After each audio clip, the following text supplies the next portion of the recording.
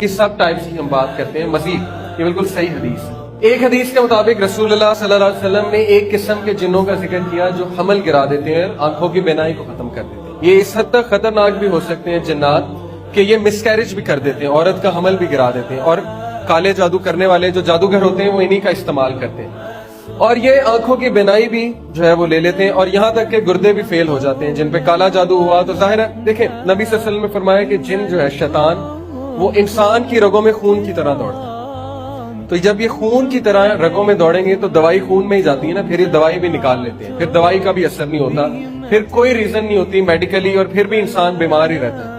تو یہ ایک بہت بڑا سائن ہے کالے جادو کا۔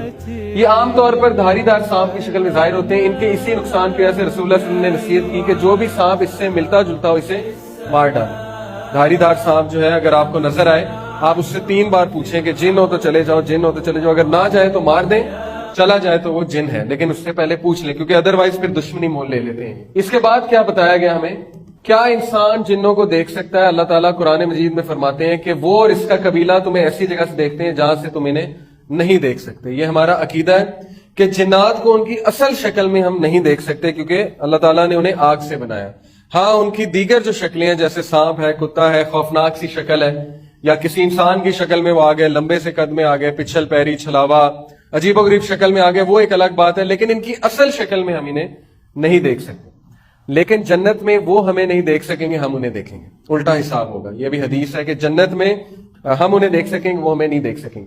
لیکن بہرحال یہاں اس کا قبیلہ اور وہ شیاطین کی بات ہو رہی ہے، وہ ہمیں دیکھتے ہیں، ہمیں اسکروٹنائز کرتے ہیں، رات سونے سے پہلے بھی دیکھتے ہیں، ہر چیز کرتے دیکھتے ہیں، اور اس طاق میں کھڑے ہوتے ہیں کہ کب حملہ کر دیں۔ اسی لیے ابن تیمیہ نے کہا نا کہ اگر ان کی دنیا آپ پہ کھل گئی تو آپ لوگ کے لیے زندگی بڑی مشکل ہو جائے گی۔ اگر آپ کو پتہ لگے رات سونے سے پہلے جو ہے وہ ایک خوفناک سا جن آپ کے بستر پہ آپ کا انتظار کر رہا ہے دلہن کی طرح کہ آپ آئیں گے، وہ آپ کو گلے لگائے گا وغیرہ وغیرہ، تو زندگی بڑی مشکل ہو جائے گی۔ ایسا ہی ہے نا، اس لیے اللہ تعالیٰ کی حکمت ہے اس میں کہ اللہ تعالیٰ نے آپ کی نظروں سے اوجھل رکھا ہو۔ اس آیت سے اس بات کا اندازہ لگایا جا سکتا ہے جنات اپنی اصل حالت میں انسانوں کو نظر نہیں آتے، بلکہ کسی اور حالت میں نظر آتے۔ قارئین، بہت ہی ضروری ہے کہ آپ اس کے بارے میں جانیں۔ قرآن مجید میں بھی اس کا ذکر ہے، حدیث پاک میں بھی اس کا ذکر ہے۔ صحابہ کو رسول